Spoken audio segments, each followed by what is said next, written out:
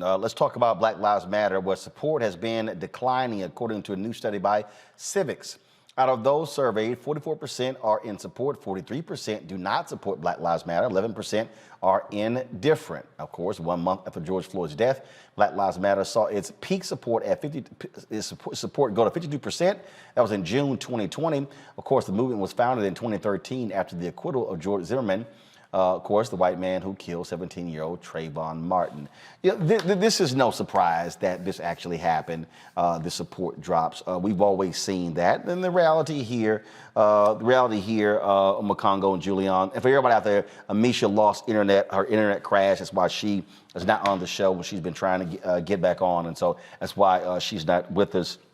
The thing here, Makongo and Julian, is that, and I keep saying this, in the history of America, black success or black advancement has always been followed by white backlash. It has never been sustained. We've seen this. You can go back to the Civil Rights Movement, Black Freedom Movement, where Dr. King, his numbers plummeted in 1967 and 68 when he opposed the Vietnam War. Black people were pissed off that he chose to do so as well. We can go back to every single moment. So this is no shock at all. But I do think it's important, though, that when we talk about the difference here, is that also in many ways we have not seen the massive protest that we saw consistently when President Obama was in the White House, the type of actions we saw after George Floyd. And I dare say the Black Lives Matter movement, the actual organization, and others have to also reassert themselves, because part of the whole deal, part of the appeal also, is the continued sustained action. You know, Roland. Yeah. Sorry, go ahead. The thing about this is there's always been an oscillation about Black support. It goes up, it goes down, it goes up, it goes down. Part of the issue, with all due respect to Black Lives Matter and its leadership, is that sometimes we get entirely too complacent. Black Lives Matter has this huge foundation with piles of money, and good for them. But can some of that money be used for organizing? Can some of that money be used to take people to the streets? I'm not surprised again at the oscillation. What I'm saddened about is that we have different skills than we had in 1968, different tools, the internet, all this. Why can we not sustain a movement? Some people are indifferent, some are apathetic, and that's unacceptable. They're going to be apathetic until they roll up on the wrong police officer who hits them up the side of the head for nothing, and all of a sudden we're energized. We have to do this work, not case by case, killing by killing, but systematically. Makongo?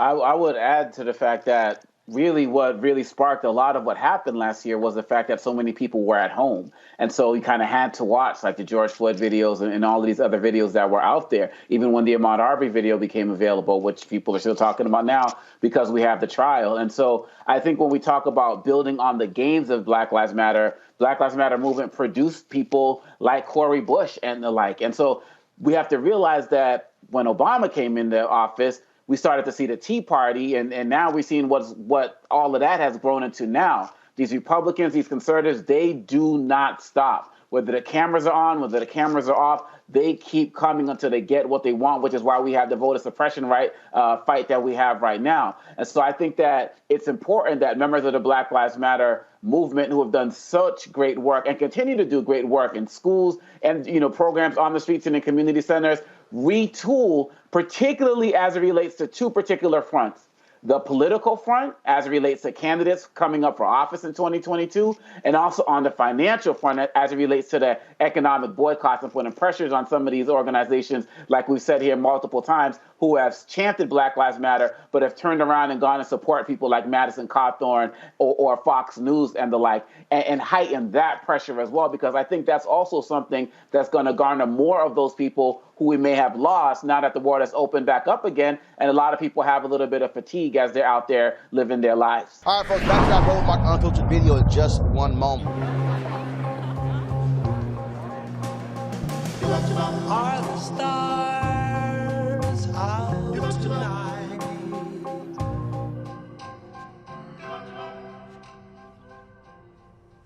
Alexa, play our favorite song again. Okay.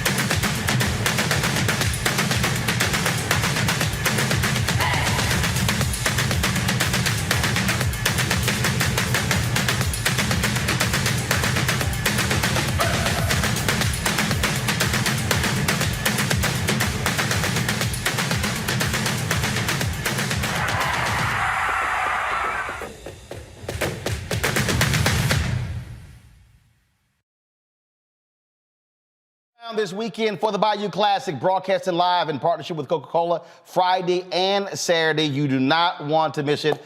So Black Star Network will be on the scene. That's right, covering the Coaches Luncheon on Friday. We'll be broadcasting Friday night. Then, of course, we'll be broadcasting from the Fan Zone. There's a parade Saturday morning, broadcasting that. Plus from the Fan Zone, in addition, we'll be broadcasting the halftime. That's right, y'all. Don't worry about the rest of these folk. Don't worry about it. NBC doesn't show it. We'll be showing you the halftime show right here on the Black Star Network.